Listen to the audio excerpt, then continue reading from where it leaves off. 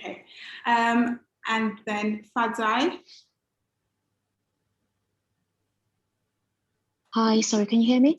I can, thank you. All right, fantastic. Sorry, I'm not on camera. I'm just kind of multitasking at the minute. But in terms of what I'm hoping to get out of this session, so I am looking, or I've been, I'm looking to start a blog. So I kind of felt like, this is like the right kind of platform to sort of learn how to actually, I guess, put your thoughts on paper, and also ensure that, that I'm able to connect, I guess, with my audience.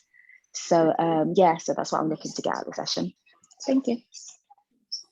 Thank you. Gary? Yeah, I think everyone I know has just basically said I talk too much, so I'm trying to find an outlet to put those thoughts into something else rather than just talking at people all the time. It's either writing or starting a podcast, and starting a podcast seems like a lot more effort. So I'm keen to learn how to do the writing, and and then use those techniques to talk less at people. Okay. I hope writing doesn't disappoint you, because writing can be really hard work. But Sanja?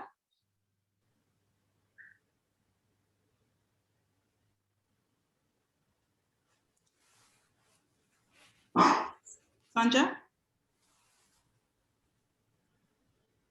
Okay, we'll come back to you because I can't hear you. It doesn't say your microphone is muted, so maybe your microphone. Yeah, she's just typed, "No, Sonia, we can't hear you." Keep trying whenever you can. Yeah, you can always type in and then I'll read it after. Aga?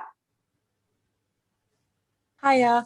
I'd like to just get a bit more confident in a way I could articulate myself about things that are really close to me, I guess, because I'm very new to this. Okay. Thank you. JJ? So I've just been writing poetry of, I don't know, I guess it's just been coming out as kind of poetry or kind of a poetic form, just in the kind of hearing a voice or discovering a voice or playing with a voice. It's not really been conscious, it's kind of been unconscious, the stuff that's kind of unraveled. So I do like to kind of be in the kind of writery spaces, I guess, or creative spaces, just to see how that can kind of feed into what I'm doing, maybe give me some clarity or guidance. So I don't know if there's anything specific other than being in a space that will kind of illuminate something or develop something kind of further along in the journey. Okay, thank you. Crystal? Yeah, so I didn't have coming into it, I didn't think, honestly, I didn't know what the sessions were about. I'll start there. But for me, I've always written as a form of expression, and I'll just write whatever's on my mind. I didn't think that journaling could be a form of self-care. My therapist did advise me at one point to start journaling, to just kind of, I think somebody's mentioned about seeing where you are emotionally, getting it all out. And one thing that when I used to write is I always understood my emotions better when I've like reread what I've said or what I wrote. So for me, I honestly didn't know that this was the session. I just signed up for all of them because it said writing. But I'm glad that this is the session, and I'd love to start journaling. Like, just I don't know how to do it. When I was younger, I just wrote whatever and it turned into short stories. But now I'm overthinking and I'd love to just get out of my head. So I'm glad that there's a session for that. Yeah. Okay, thank you. That's great. And it's really good to hear what everybody once again, because then it helps me as well with where I take the session. But I think what we've got in store is going to serve us all. And I see Sonja, no, it wasn't Sonja. Yes, it was Sonja. You're in it for self-care as well. Okay, great, thank you. So we'll get started. Oh, sorry, she put a little bit more. Sonia said that she said, like Gary, I believe it was, I talk a lot but struggle to write things down. It seems much more clearer when things are written in whichever format. So I'm ready to start writing as a form of self-care, routine and discipline. Okay, nice, thank you. So I was going to share a poem at the start, but I think I'll do that at the end so that we can like dive right in, because I'm sure everyone's keen to get started. Is that okay, Joy? Yeah. Okay, so I'm going to be sharing my screen so that I can take us through what we're going to be doing. So give me a moment, sorry.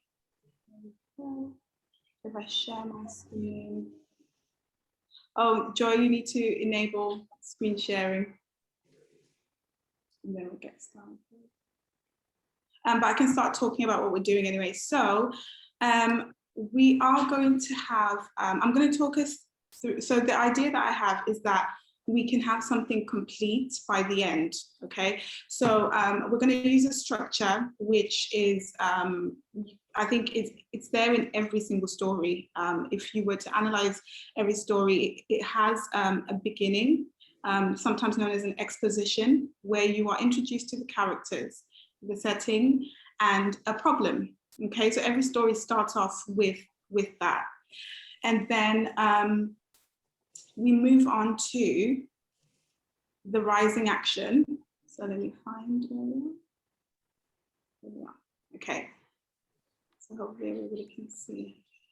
Okay, so yes, every story starts off with an exposition. Okay, so this is the beginning, and for your story, when you're thinking about writing like we're going to be doing today, you're thinking about your beginning. So it could be that you choose to write about a new person being in your life, a new job, a new house, a new idea, a new dream, or reigniting a dream that you already have, and the new challenges that come with these, because for everything that we desire, everything that we have, there's always a challenge, there's always something to contend with, and that's central to any story that you will ever come across. And so as writers, this is something that will be present in whatever we write, and every good story has a problem. A story that has a problem has no reason to engage with. So the next thing is the rising action. So it's when you begin to battle with your challenge. So again, thinking about stories, films, anything that's got a narrative, there's always the build-up of tension as whoever the protagonist is wrestles with the challenge that's before them. And then it all builds up to a climax, and here the challenge is at its worst, but it's also when there's a turnaround. For us, when we're writing today, we're going to be addressing each of the stages. But when you get to that climax, that's when it's at its absolute worst, and it looks like there's no way out. But then there is a way out. There's a turnaround, and the turnaround can be for better or for worse, because not all stories have a happy ending, and it depends on where you want to take your narrative. But yeah. And then the falling action is when the problem is getting solved. So like I said, for better or worse. But the key thing is that the tension is dying down. So that has to happen in order for the narrative to follow an engaging path. And then it ends with a resolution. So whatever solution or change has happened, it will now be in full effect. Okay. So what I would like us to do is to, I want everyone to pick a subject that you're going to be basing your writing on today. So it could be family, it could be career, it could be health, it could be a particular dream, it could be a talent that you have that you want to focus on. pick a subject, pick something to anchor your writing in today. And then we are going to be using free writing, but in terms of form, if you're more focused on a particular goal of, I would like to get a story published, I would like to work towards a poetry collection, you can pick a form. But when we're writing today, we are going to be using free writing, which is just writing without thinking about your full stops, your commas, your form. You're just getting your ideas out. So we're going to be focusing on the ideas, but you can, if you've got a longer term goal, think about where you eventually want to take this in terms of form. But we will be using free writing. And then if you want to challenge yourself even further, you can pick a vehicle. So a vehicle is what you use for your metaphor. So you can pick anything you like. If, for example, you want to write about your dream, whatever you want to achieve, and then you want to use the metaphor of a train because you want to talk about it as a journey, you know, and all the things that you might come across on that journey, you can pick that. You don't have to, because if you want to just write plainly, you can do that. But if you want to be more poetic maybe, or more symbolic in your writing, you can pick a vehicle to create a metaphor with. So I'll just give everyone a minute, and so if you've got any questions about any of those things, then you can ask that. I'm going to be writing as well, so I'm going to do the same. So I'm just going to take a minute to note down. If you haven't already made a decision, you can do, and then you can ask questions as well, because you might have a question. Can I? Yes. I've got a question. So I've got two questions actually. So the fourth, I'm familiar with what a poem is and a short story, but what is a stream of consciousness? Is that like just, would that be like from the person's point of view, just? Yes, so stream of consciousness it will be for your point of view, but stream of consciousness aims to emulate thinking. So it's like how you think, you just write it out. And it's a bit like free writing, to be honest, but it's a form of it's just a form of writing where you, it's like a stream of your thoughts, and you're purposefully not using necessarily any punctuation. You might use a little bit, but it's focusing on writing your thoughts as they come out. So imagine trying to copy or emulate how you think and writing it like that, as opposed to saying, I think this, but I'm going to put it in this order and do it like that. So that's right. Your consciousness. And then for the vehicle, can you use more than one? You can, yeah, you can definitely use more than one, yeah. Because the only reason I ask is because I didn't want it to seem too busy. Mm-hmm. Yeah. Oh, okay, so you're thinking of maybe using more than one can make it too busy. I mean, it can, but what I'll say for today's session is whatever you create today is just your first draft. So you can look at it again. If you want to develop it, you should look at it again, because no piece of good writing is ever just done. The first thing you write is hardly ever the best. So you can pick as many as inspire you, and then later on look back to edit, because editing to refine your writing is a different process to actually getting your ideas out on the page. So if you want to use more than one vehicle, do it. And then later, when you edit your work, maybe you might choose not to, but yeah, I wouldn't limit myself. Thank you. Okay. So what we're also going to do is we're going to look through, so using that structure of the narrative structure, we're going to look through some poems that I've picked out that I think fit quite well within that structure. We're just going to have a little discussion, and then we'll have 5 minutes of free writing where you just write. Okay, so we're going to look through some work, and then I'll invite you to say what you think about it, and then yeah. So we'll start with that one. Okay. So the first one to start us off is, it's a very, very short poem, as you can see. Would anyone like to read? Any volunteers to read? I can. Okay, thank you. If there are no other volunteers. Yes, please, thank you, Asiatu. You were so afraid of my voice. I decided to be afraid of it too. Thank you. Okay, so I picked that as an exposition. So what do you think is, so exposition is about new beginnings, and it's not necessarily about a new beginning. When you're writing, it might be about a new beginning, but in a story, technically an exposition is when we're introduced to characters, setting maybe, and a problem. So what do you think about the way this poem presents its characters or speaker, problem? Anything you think? I think for me, it just goes straight in. So it's not a comfortable reading. So you just kind of don't have any context. It's just kind of, you know, that there's fear because it's like afraid, but there isn't anything to anchor it to. So you just kind of, I think it's really powerful because it kind of leaves a lot of questions in your mind in terms of what is this referring to? What I know it's talking about voice, but in what sense is it because the person is talking about issues that other person may not be comfortable with? So I think I like that it's so abrupt that you don't necessarily have a chance to kind of you're always left with more questions than it answers, and so that's what I kind of like about it. Yeah. And I think a good exposition does that really well. It leaves you with questions, because then that's what makes you want to continue to read.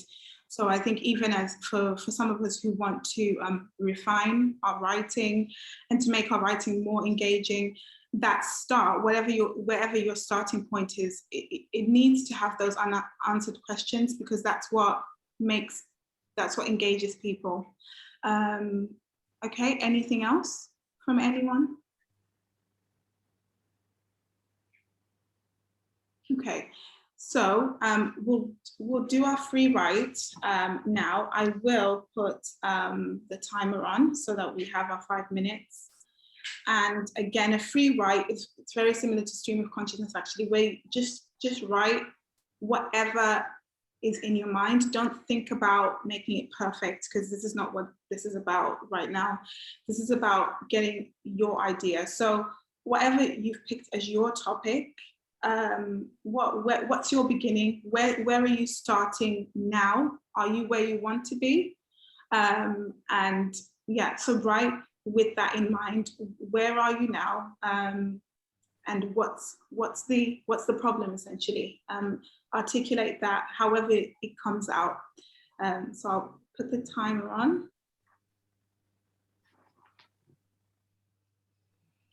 And I'll do the same, starting now.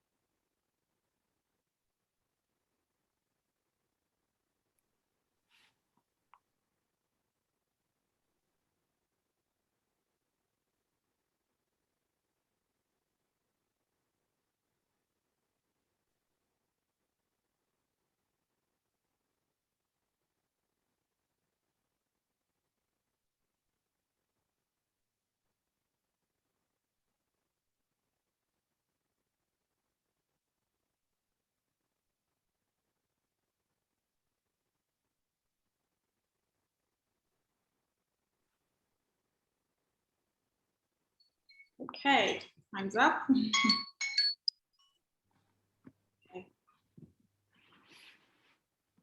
So finish off your sentence or your line. I feel like I need to take some deep breaths after that. So take a moment to just breathe, shake your fingers out of it, and relax. Okay, how was that for everyone? Interesting. Yeah? Yeah. Why? I don't know. I feel like the sort of like how you broke down subject, form, vehicle helped me tap into what it is that I'm sort of focusing on right now, but using those the things that I chose to focus on, stream of consciousness, seasons, helped me really express how I feel about my journey in an interesting way, using seasons, nature, and that. So it's quite interesting. That's good. That's good. Yeah, it's good to hear you say that. Sometimes people find it quite constricting to use a vehicle, but sometimes it's just what you need, you know. So great. Anyone want to say anything before we go on to the next page? I think for me, because sorry. No, go ahead. You started. Thank you. I was just thinking because oftentimes with work and things, I'm quite perfectionist and punctuation has to be right, you know, spelling has to be right. So sometimes it's really hard to do free flow because I'm always used to writing something, checking it and checking it and checking it again. So actually it's getting out the habit of that perfectionist work, writing and just getting it all out. So yeah, I have to try and stop myself from doing that too much. Yeah, I get you. I was putting a few commas going back. I'm like, no, carry on. Nice, thank you. Asiata, you were going to say something? Yeah, I found it incredibly useful. I think just the idea of having a format, simply because I think for me, sometimes you just have so many things running through your mind, and it's like the whole idea of putting pen to paper is daunting because it's like, where do I start? So I think having those cues in the beginning sort of helped, even though in the end I think what I wrote is rubbish, but it was just I feel like there was a rubbish, but then it was leading me back to the flow that I'm meant to kind of focus on. So I really found it useful, and I've written more than I could have if I'd just been told to just write on a blank piece of paper and not have those cues to work with. Oh, cool. Good.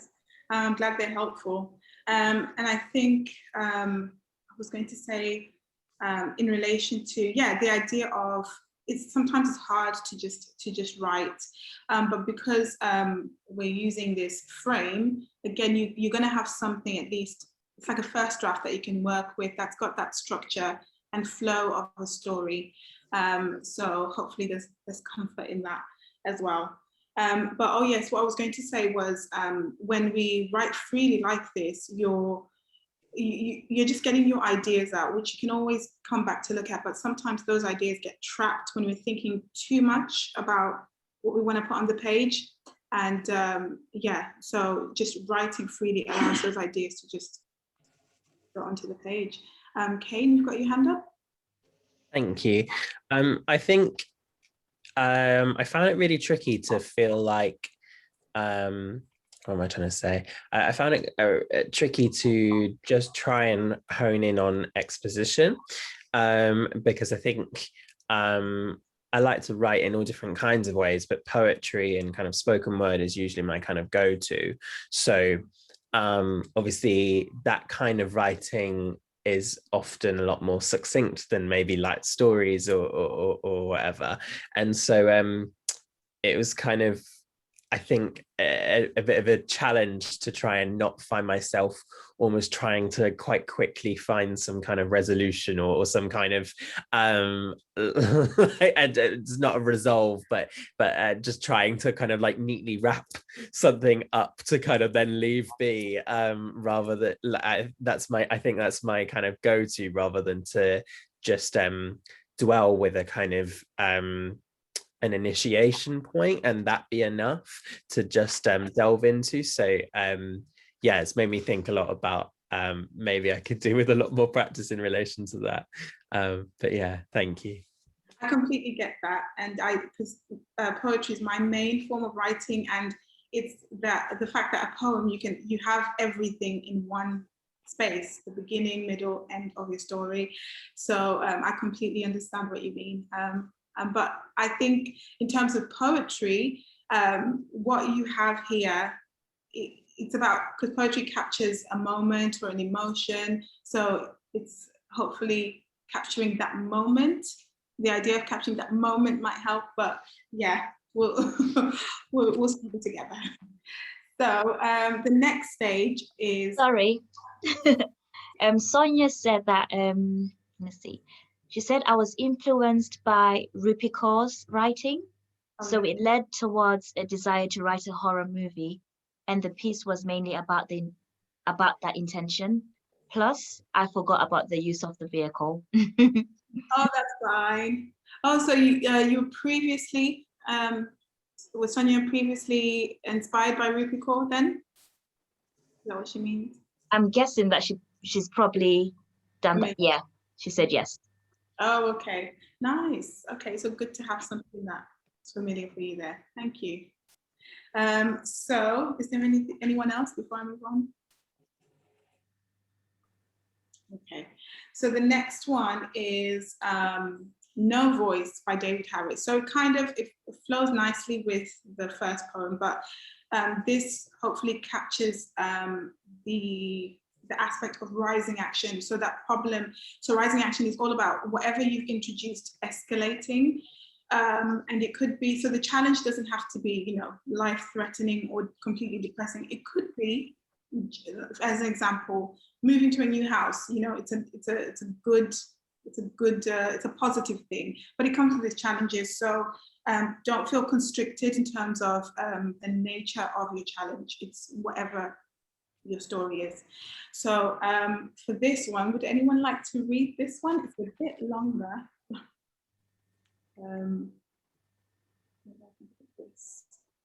If not, I will read, but is there anyone who wants to? I'm happy to read if you like. Thank you, Kane. No worries. So yeah, No Voice by David Harris, Rising Action. There are times when we feel we have no voice. We are suffocated by circumstances. Our voice is lost in the void. We wander with eyes open and no mouth for things to say. Those around us are oblivious that our presence is near. We are invisible with only our ears to hear. We have no voice to shout our protests clear, no voice to vent our anger at what we can hear. Our voice is silenced by circumstances, some of which we do not understand. We have no voice today or tomorrow, and even if we had a voice, would it be heard?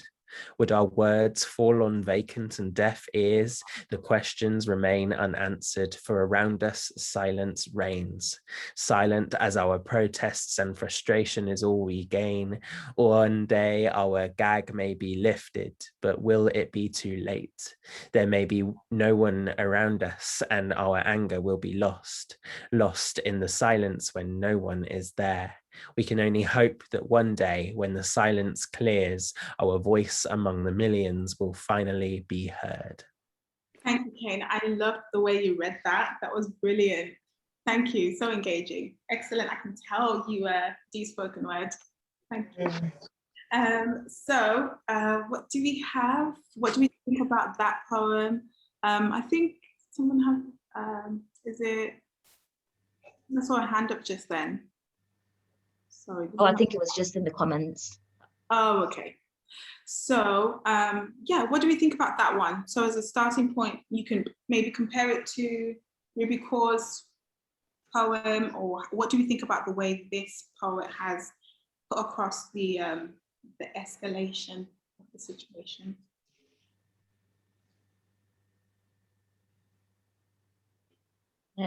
Nicole's got a hand up.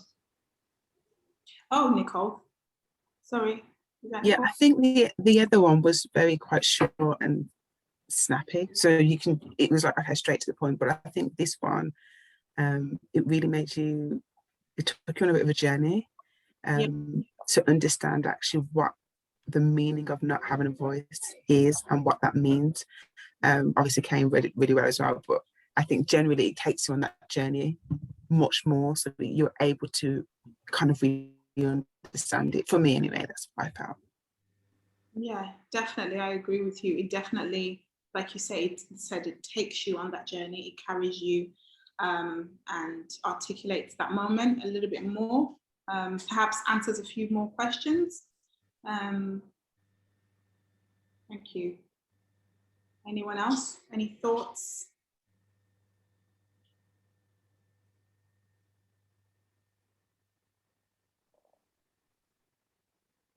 Yeah, okay, so as we said, this we can see how the it's moving on, and obviously these poems weren't written together, I put them along with this, but as we are now looking at the rising action, you can do it as a continuation straight from where you started from, or you can do a standalone rising action around what you're saying. But think about what you started off with, and how can you escalate that? What's happening next as we build up? So this is not yet the worst point. This is the build up of that. So we'll have another 5 minutes if everyone's ready and okay. Yes, just one more point. Kane just said that it's interesting how many questions are actually featured within the poem. Yeah, it is. It's got, and if we had a voice, would it be heard? Where else? One day our gag may be lifted, but will it be too late? And again, all those questions, they add to the tension, because you're trying to work your way through the problem, but the posing of those questions, it amplifies the problem and just how many things there are to work through. And so, yeah, for you, when you're writing, maybe you want to, it's about amplifying the problem. Again, it's not yet reached its pinnacle worst point, but yeah. I've got a question. So when I started writing, I was writing more, so I've taken the route of the self-care side of things.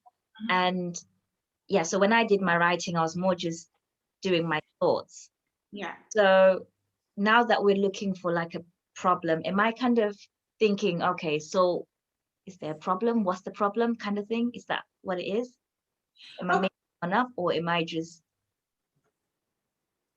So if you are just writing about, yeah, okay, good question. If you're just writing about your thoughts, is there any, maybe it's not a problem, is there a confusion? Is there a tension? Is there something that you need to, if it's positive, it's maybe you can focus on how you would want to keep that moment. So it depends on what the thought is. If it doesn't fit neatly into rising action, feel free not to do that. Feel free to just continue with where you were. But if for rising action, it's yeah, it's usually centered around the problem. But anything that is a source of tension, source of confusion, anything you'd want to know more about, do more. So yeah. Thank you. Okay, is everyone okay for us to start? Another 5 minutes? Okay. Yeah. If not, just shout, but I'm going to start the timer. Okay, starting now.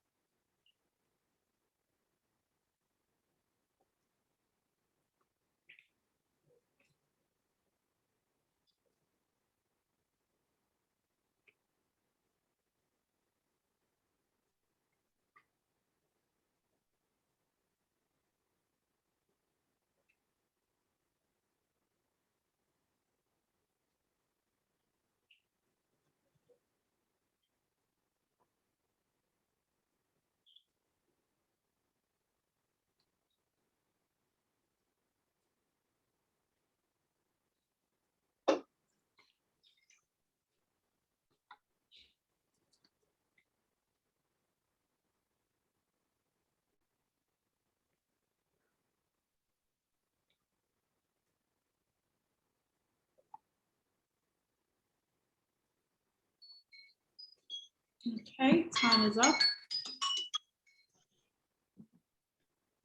gonna finish my sentence.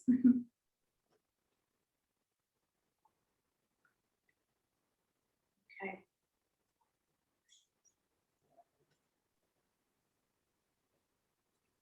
Okay, all done with the rising action. Okay, anything to share about that part before we move on? Did you find it easy to continue from your exposition? Did anyone choose to maybe move away from where they started from, create a rising action about something else? I found it easy to, not easy, but I continued mine.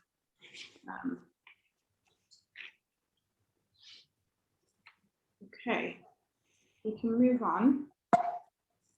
Oh, did we have something?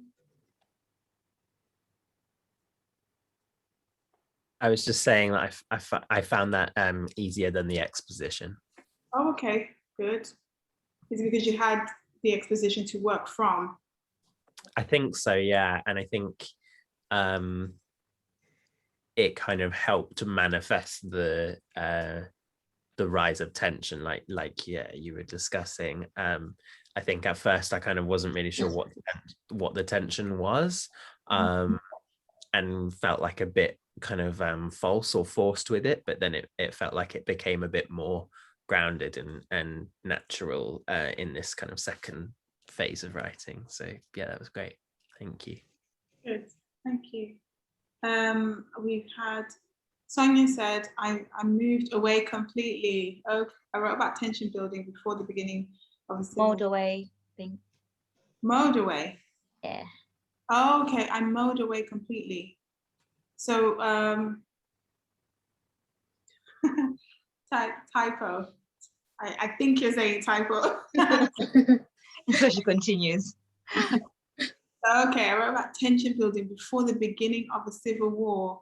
Okay, between two European nations. Wow, that's completely different to what I expected. Nice. That sounds like it would be an interesting read. There's definitely lots of tension there, lots of tension. But yeah, so again, this structure, it does force you to tell a story within the structure of stories. Because like I said, anything you watch, it will have this this narrative arc. It's like the golden rule of storytelling. And I found it useful when arranging my poems. So poems I've written before, I've gone through them to put them in order. I like fives. I think I like things that work in fives. And you know, this particular structure happens to work well. So if you're a poet, it could be interesting to go through previous work and see if you can arrange it in this way, even if it's not writing poems in this way. Okay, so we'll move on to the crisis. So this is like the climax or crisis. It's the same thing. I should have used the same word there. But this one is called Blessing the Boats by Lucille Clifton. So this one is a much shorter one, as we can see. So would anyone like to read?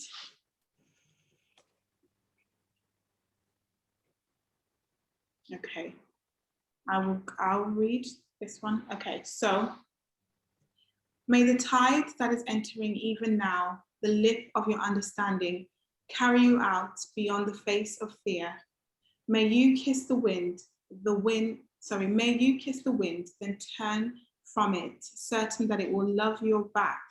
May you open your eyes to water waving forever, and may you in your innocence sail through this to that. So I've picked this one for crisis, okay?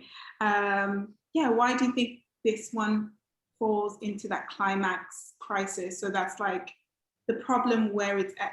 This is where the problem is at its worst.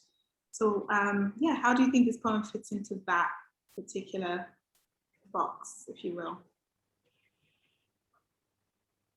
Section of storytelling. I think it's got an element of the unknown. Mm-hmm. And I think even the way it's written, it's the punctuation being missing is really killing me. You can read it, it's open to interpretation. So because there's no punctuation in there, so that's why it feels like when there's a climax, you don't know what's going to happen. Yeah. That's why I feel like this is appropriate to that part of writing. Yeah, it's definitely got that element of the unknown. Even in terms of the subject, it's not clear. I mean, it's got a clear set of imagery that it's using, and you can place it definitely you can place it in the water, you know, based on the title. But yeah, it's got that element of ambiguity. You don't know quite what it's talking about. So yeah, that could be one way. Any other thoughts or impressions that we have? And Sonia agreed. She said that, yeah, the lack of punctuation leaves it to interpretation. Leaves it open for interpretation. Yeah, the lack of punctuation. Yes, it does. Yeah, it can make it quite difficult to read as well, because I stumbled a little bit, and I think, yeah, when poets do that, sometimes it's got that effect. I feel like I guess the way it's written, it feels like someone wants to say, like, imagine someone saying it in one breath, and that kind of, that trying to force yourself to kind of get the word out really quickly. And I think that kind of contributes to the whole tension behind it, because it's like, I don't know what the circumstances are, but it's like someone uttering a prayer for someone who they're saying goodbye to, and they kind of, there's that rush in trying to say what they want to say and get it out as soon as possible. It just feels like it's just that flow without any kind of pauses in between. Lovely, yeah, it is like it's like a prayer, like the way it opens, may the tide that is entering even now. It's kind of like, it's that moment of crisis. It's not necessarily focusing on describing the crisis or how terrible things are. It's more about a response to a crisis, and what one might pray for somebody, or how someone might advise someone or wish someone. Wish for what someone might wish for someone. So it can be that when you're writing in terms of a crisis, it might be, what is your response to that, you know, as opposed to focusing on describing that crisis in detail. It's, yeah, how do you want to approach your crisis? I think there's something. Yep. Oh yes. I just want to say something about text. Oh yeah. It was very interesting for me to read, like what everyone is saying, you know, there's no punctuation, but I was trying to find some rhythm to it. I found that, you know, there's the consistent use of the word may, you know. So for me, that's like every time I see may, that's like the next point or something like that. Like it's part of the rhythm that I just managed to pick out from this in my own understanding of this text. So it's a very interesting way of writing. I like it. It's very ambiguous, but still it leaves it leaves it open to your interpretation. But to me, I just like how the word may was used, you know, consistently throughout the text to kind of pick up the points, you know, for me in my reading. Yeah, I like the way you've made sense of that. I didn't pick up on that. And I think it speaks to what you were saying about being quite technical, that you're saying you're quite technical. And yeah, that's very helpful to think about. Yeah, that repetition is like a point of reference of, specific points in the poem. Nice, thank you. I was going to say, when I read it, I had to reread it myself as well, because after I heard it, I was like, I don't see or I don't hear any crisis. It just seems quite calm. And again, going back to the maze, it just goes back to like a prayer. It's like, may this, may that. It didn't sound like anything chaotic or anything critical. It was just very calm for me. And I don't know why that is. But yeah. No, I think it is a very, it's not, like Hasiatu said, it sounds like a prayer. It sounds like it's more like a response to a crisis, or yeah, how somebody might deal with that. Kane said visually it's like it can slightly look like a wave. It can with the uneven lines, you're right. And then using the male as an anchor, I like that. Yeah, I do as well. I do like that. I think for me, in terms of the climax and the crisis of this, the fact that it's in the water, it's set in the water, I think for me, maybe it's because I'm a bit anxious in water. That's one thing that made me think, okay, it's the danger that's suggested in that, and the danger that's suggested in the fact that this person is essentially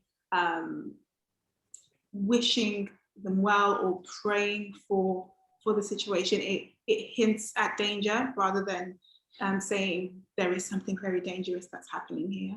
Kane? Kind of following, thank you.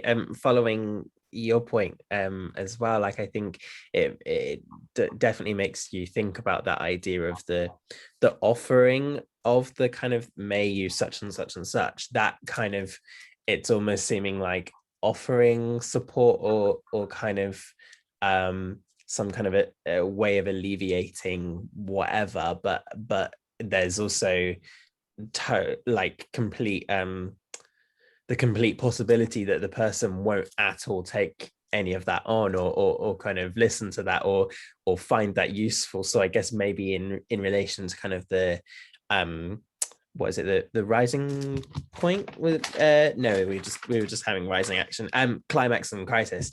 That's I guess maybe in relation to that, it's that element of knowing that the person or whoever, the kind of who this is for, that they might not ever actually take on or kind of want to utilize what the person is kind of suggesting or offering or sharing with them anyway. So that I find an interesting kind of angle. That's interesting. I like that angle too.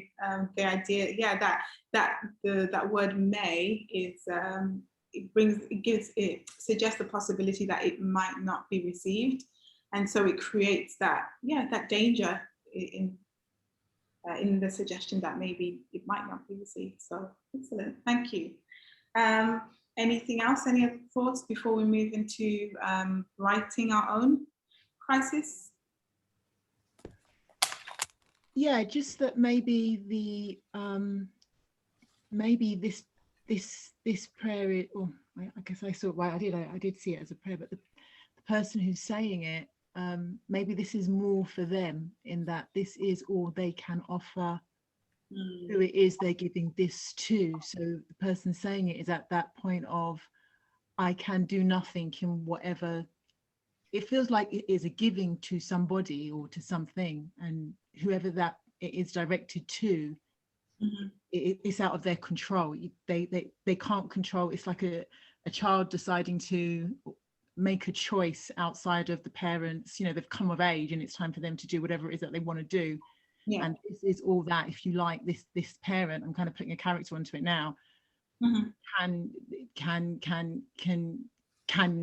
give, you know, to kind of block that person's journey, is not to kind of love them, and is not to, and it's not about limiting that person with their own fears. So it kind of feels like this is a kind of, this is, as much as it is for them, it is also for the person that's kind of saying it, a kind of last breath of surrender to the gods or whoever, to kind of be the eyes, the hands, everything that person can't be, let go. And then yeah, that's that. I think that's what I'm getting from this.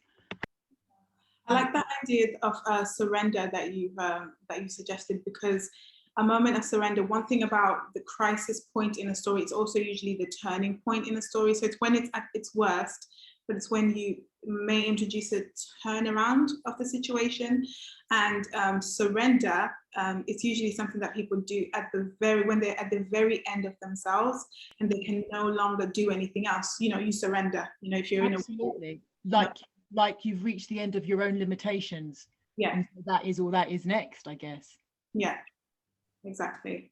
Love that. Thank you. Okay, so we'll move into our 5 minutes again of writing, and we are focusing on writing our crisis point or climax point of our story. 5 minutes starting now.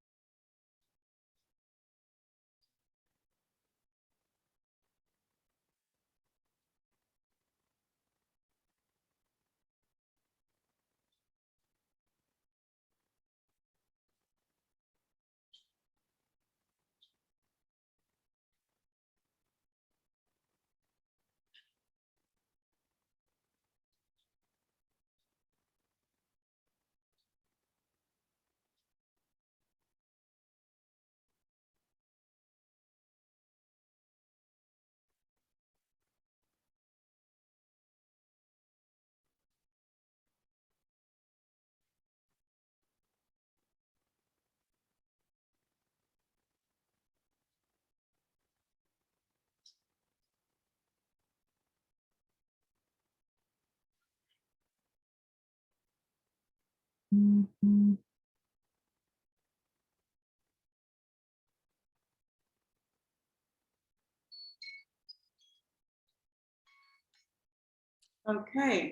so 5 minutes is up.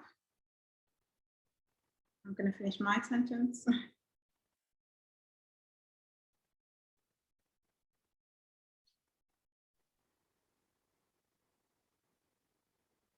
Okay, done. I feel like I was having a little bit of a crisis actually whilst writing that crisis because yeah, I had to make sure my crisis made sense. But yeah, how was that for everyone?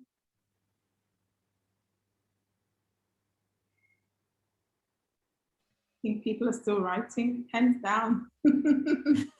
I think since the start, I've been stuck on my vehicle. I picked the vehicle and I just felt like I was writing about the vehicle. And my crisis was trying to get away from the train and just think of things outside of the train. So yeah, that was pretty difficult. Okay, so your vehicle was limiting you. Yeah, I think as soon as I picked a vehicle, my brain was like, right, okay, we need to use a metaphor for a train for absolutely every single sentence we write down. And I was really struggling to get away from that. Ah, I get you. I think a vehicle is more challenging. If you pick a vehicle, it is more challenging, and that challenge is helpful. It can be really helpful if you know, because it can force you to really drill into that. But if there's nothing more to be said about it, then it's completely okay to move on. Introduce another vehicle or just write plainly. So, and because it's a free write, let it drop it if it's not working. But I get that because yeah, genuinely using a vehicle is more challenging because it kind of impedes that free flow of the writing. Unless you just go with whatever, even if it's not making sense, you can just go with it. But yeah, I get that. Any other thoughts on what we? So is it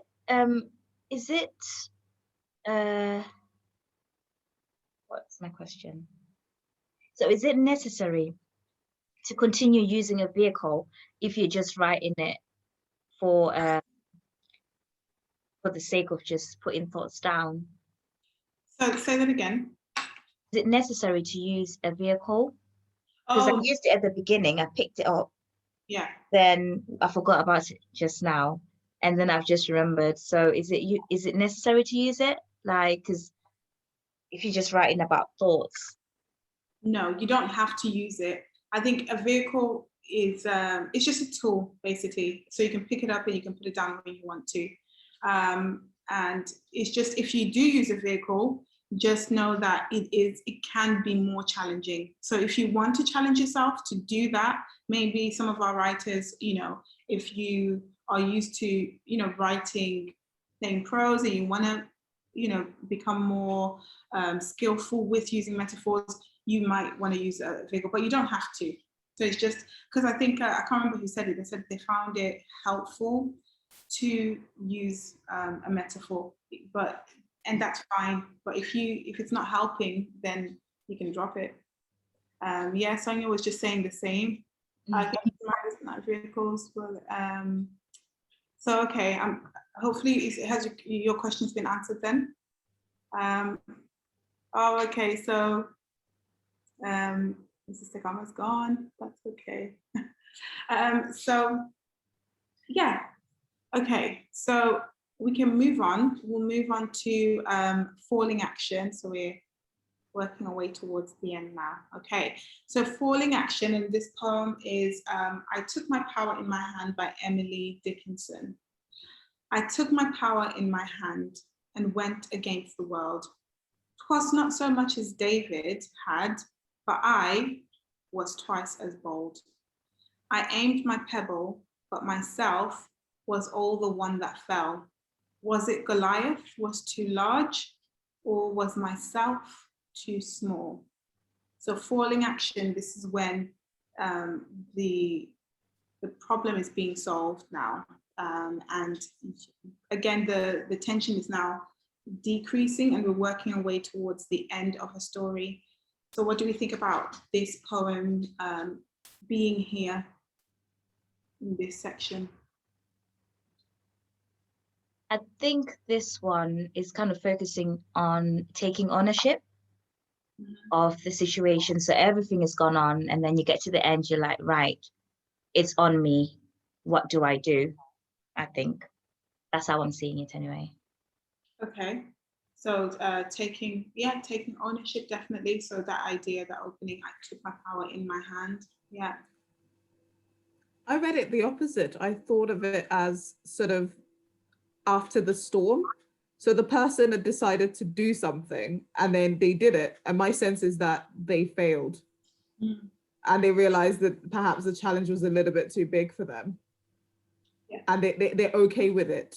Although they have kind of questions about why they failed, but it's kind of like, it feels like they've resolved not to do anything anymore. They tried and it didn't work. And they're kind of wondering why it didn't work. And again, perhaps, is that the whole of the poem? Yeah, that's the whole. Okay. And then you keep wondering, would the person ever resolve that question? Is it in themselves, or was the problem a bit too big, like Goliath? Yeah. Yeah, I think it's definitely got the failure in there. They do, like Joy said, they do take ownership. They take it upon themselves to do something, but that something doesn't turn out, the way they want it. Because obviously it makes reference to that story of David and Goliath, and this story doesn't quite end in the same way. Yeah, definitely. So it's got the failure. It's got the failure there, which is part of life, and it can be part of our story as well, and being able to face that and to understand that is powerful as well. Any other thoughts? I think it also gives a bit more definition to the character. So like I'm just applying it to what I'm writing as well, and thinking about how in the beginning we focused on the character and then jumped straight into the problem, crisis, stuff like that. And we didn't, well, for me anyway, it was more focused on the story, and the character was kind of dormant in that. But now it comes back to the thoughts, feelings, and even the questions, where at the end she says, "Or was myself too small?" Like it's kind of like Joy also said, putting ownership, taking ownership, and also not just that, but also it's more like explorative, like, okay, now this happened, what is it? And for me, it would be like, it's a question, what am I going to do about it? Yeah, it is. And I think this one as well, I think it could have quite easily fit into the crisis as well. But I think, that focus on the character doing something, and the articulation of what they're doing about the problem, I think is one of the reasons why I liked it for this, because it's about hand and fitting in with Ruby Kaur's poem. It's about being afraid, but here there's a boldness to this speaker. Kane? Thank you. I found it really really fascinating, I think, because of the dashes give it almost like a sense of kind of when writing's like redacted. So it made me think of, is there a lot more that is to be known that is being left intentionally unsaid, or is it like that? Is it like a person is protecting themselves by not sharing everything, or kind of like safeguarding themselves in kind of sharing only some information about something, it might not be that at all, and that might be all of the text that's intended, but it gave me a real sense of there's a lot more that could be said that isn't being said, and that maybe that in itself says a lot as well. Yeah, I like that. Yeah, it's quite abrupt in its use of punctuation, and it looks stern. And I think it's the idea of cutting themselves off maybe and not saying what they could say. And I think when I was reading about this, I think the idea of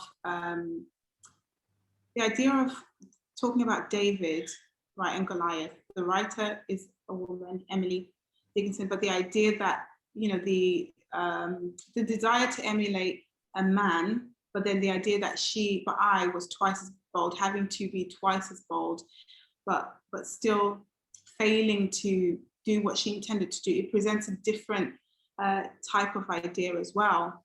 But I think, yeah, overall, the idea of them taking ownership, I think for that is the key element, I think, in terms of trying to solve the problem. Jemima says she has to leave. Oh, that's okay, Jemima. Thank you. Nice to have you. Okay, so we will be finishing soon. If I do take a look at the time, we are, okay, so we'll do our 5 minutes for falling action, and then we'll move into our resolution, and then that will be us done. So let's move on into, 5 minutes of writing our falling action, I should say. I think I put writing. So we're solving the problem somehow.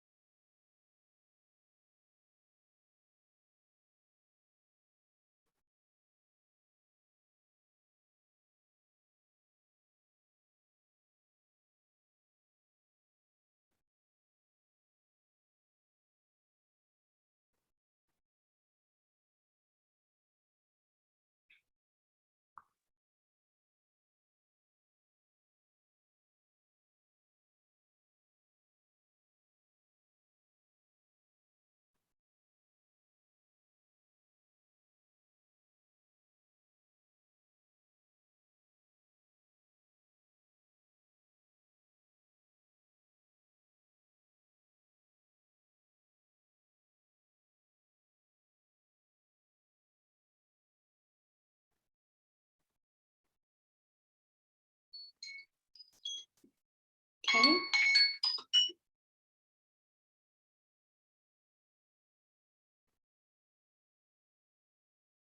Just finishing my sentence.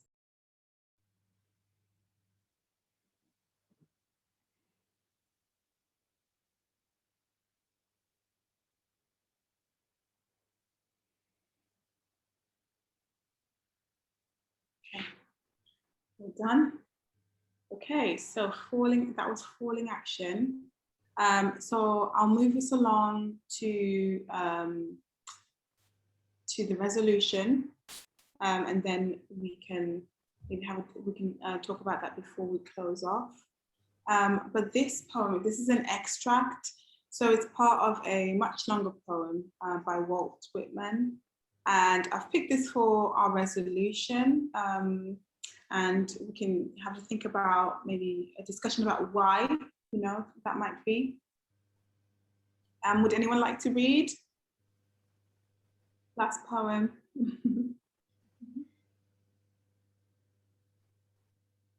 Yeah, Hasiata, is that a way? Okay. I celebrate myself and sing myself, and what I assume you shall assume, for every atom belonging to me as good belongs to you. I loaf and invite my soul. I lean and loaf at my ease, observing a sphere of summer grass. My tongue, every atom of my blood formed from the soil, this air, born here of parents, born here from parents the same, and their parents, sorry, this is interfering, and their parents the same. I, now 37 years old, in perfect health, begin, hoping to cease not till death. Creeds and schools in abeyance, retiring back a while, sufficed at what they are, but never forgotten. I harbor for good or bad. I permit to speak at every hazard, nature without check with original energy. Okay, thank you.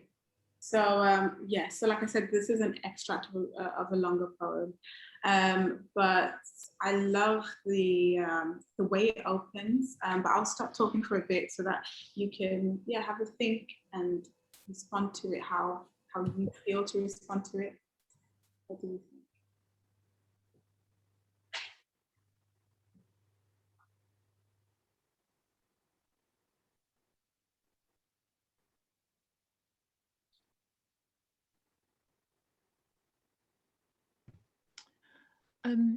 Yeah, I was just going to say that it's funny with the previous poem, I kind of felt in my head trying to work something out like a Rubik's Cube.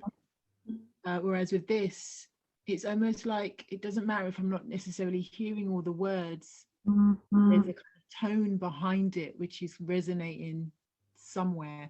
And I think the feeling that I'm getting is acceptance of self, maybe, that there's a kind of I probably need to go through it again, but I think my first response to this was that there's a kind of settledness about it, which I think I quite like about things I read, that it can kind of evoke this thing that's not necessarily said and doesn't really require my brain to think hard about what's being said. It kind of, it's almost like another language, if you like, another way of listening or hearing. So that's my kind of first reaction to this. Yeah, I think this poem, it's got a lot to it that is like, I don't quite understand what they're saying here, but there is something that's very much in your face, something very positive, very resolute, and like a sense, like a grounded sense of self that's really contagious. I love the line, and what I assume you shall assume, and he's talking about, himself. And I think that sort of, sense of self and confident sense of self is very attractive in this poem. And it kind of just, it's like that opening line, it's like you get it. And then everything that comes after that, it's not all like there in your face as much, but those opening lines really carry it and put that message across really well. Okay. If we haven't got anything else from anyone, we can jump straight into writing our resolution.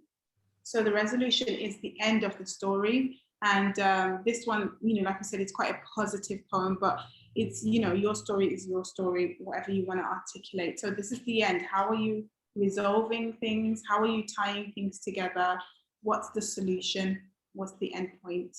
So 5 minutes. Again, I'll start the timer now.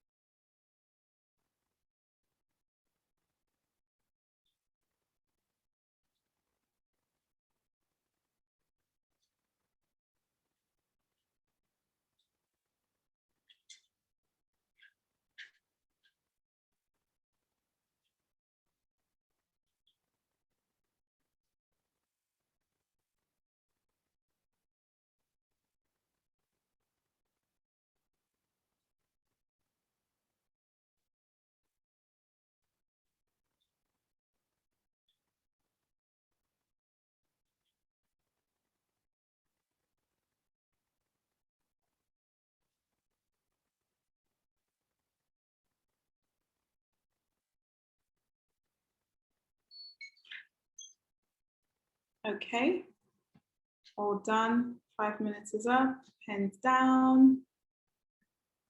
Okay. So, oh, my page is a bit messed up, but okay, so what do we have? How do we feel about what we have? How do we feel about what we have?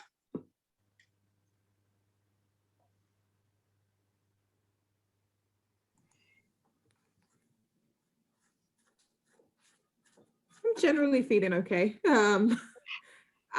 This is the longest not the longest I've spent writing, but in terms of sticking with a theme and sort of following it through, this is sort of the longest I've kind of spent kind of working through it without needing to go back and tweak it and reread and rewrite and doing various sort of forms of edit. So just kind of getting something on the page without needing to kind of interrogate, why am I feeling like this? Why does that make sense? Does that fit into to whatever form I'm trying to kind of get across? This is the first time that I've kind of suspended all these types of thoughts that are quite limiting most times and just kind of run with it. And so I've really enjoyed it. So thank you for that. No, that's okay. Yeah, I think this is it forces you to move forward, forces you to move the narrative forward, and hopefully you feel like you've moved forward, in your writing, or whether it's in a particular thought that you focused on. I hope that you feel like you've been able to move forward. And what you have in front of you really is, if you choose to go back to it, it's a first draft, of whatever you will choose to make out of it. But it's hopefully a complete first draft, in the sense that it's a story that's got a beginning, middle, and end. And then you can go back to it and make of it what you want to make of it. But yeah, that's it from me. And I know time has gone. Oh, somebody said something. With judgment. And so Kane said, couldn't agree more, Miss. It's so nice to reject the judgment and just welcome whatever arises. Yes. And yeah, that's definitely part of that, not judging yourself. So when it comes to helping this in terms of our self-care, I think it's about the idea of self-authoring, the idea of writing your story and writing your next stage. There's something very powerful about putting your thoughts on paper, even something as simple as a to-do list. If you're all muddled up and you just say, okay, let me write down what I need to do, already you've made your life so much easier. But this exercise in taking your thoughts and moving them forward within the narrative, it's about giving yourself that step forward and making it easier for yourself tomorrow. Whether tomorrow is directly tomorrow, next week, next month, it's about ordering your thoughts, and hopefully that's taken a load off your mind somehow, and hopefully it's giving you something that you can have, and to say, even if to say, okay, I've achieved this, I've written a complete story, even if it's not refined. And again, ordering your thoughts as well. It is important. Someone said something. So thank you, Kane. Thank you very much. So I would like to, because I know time has gone and I know some people would like to leave. I'm not saying you have to go now, but if you would like to go, then feel free to go. I've just got a question tonight. What made you choose the writers for this event? What made me choose the poets?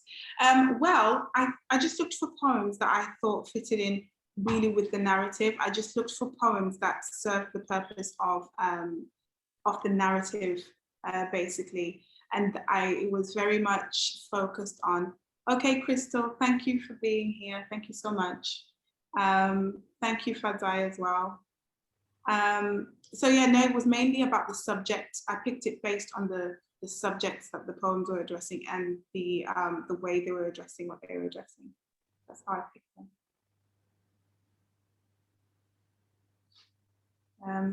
Yeah, so any more questions, feel free to ask. But yeah, hopefully you've got what you wanted from the session. Joy, I will hand over to you now, I think. Thank you. Now still just thinking. So if I'm feeling a little bit overwhelmed with my thoughts, do I sort of just go by this method and just write whatever it is and just think, okay, I'm here, look for the problem if there is one. Mm-hmm. And then sort of go through the whole crisis thing and then sort of come back to, this is where we are, what do we do? Yeah, you definitely can. I think in terms of if you are in a situation, you can use this as a map to think, okay, where am I now? Am I at the start of something, and therefore I've got a challenge? And you can think about it as a way of writing your next step.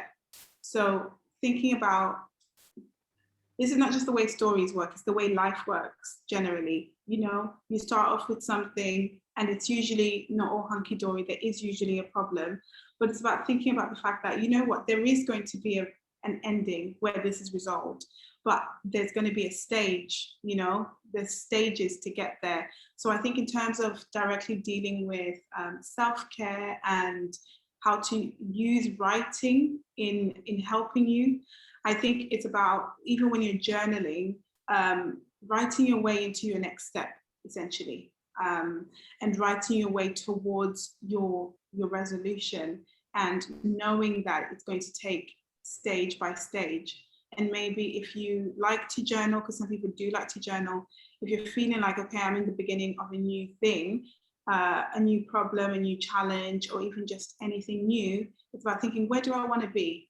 And how am I going to get there? And you can start with writing about how you're going to get there. Because, for example, like what we've written today, it's difficult to sit down and say, I'm just going to write a story. You need to know exactly what's going to be in each part of the story before you write it. Like writers who write books, they create the skeleton first and they map out what will happen in each chapter. Even if it's just 2 lines, this will happen in each chapter, and then they can start to write.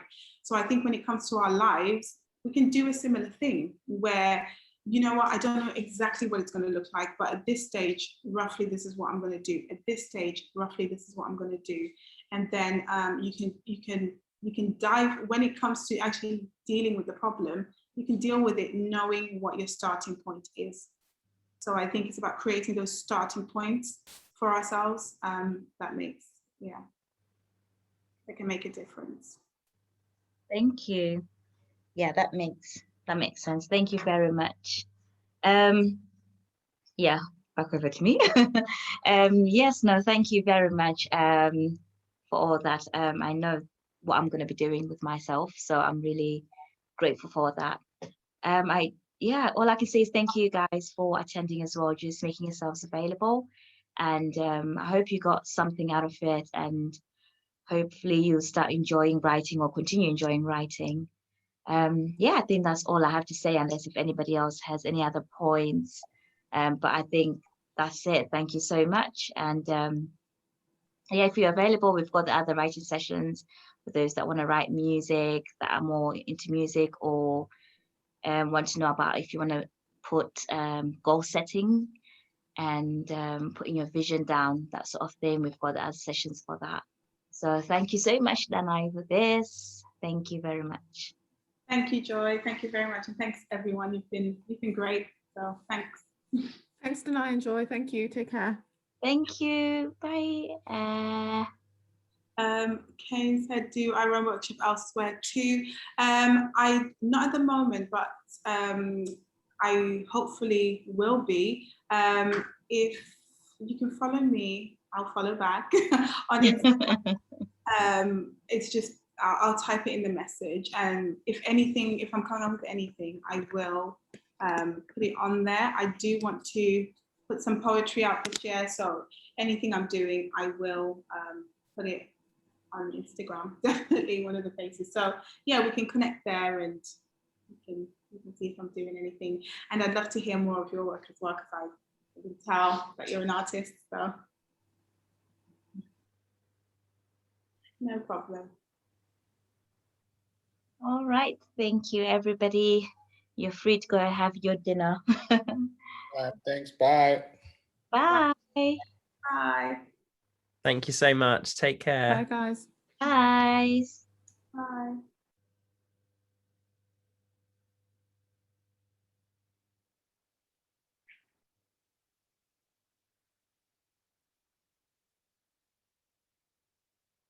I'm just copying some stuff. So I just had to run outside. Are we finished now? We're just rounding off, yeah. Okay. I just literally missed the last 5 minutes. I had to go and move my car for somebody. Oh, But thank you, Joy. Thank you. Thanks, Nicole. Bye. That one. Hi. Hi. You. Thank you. Let me just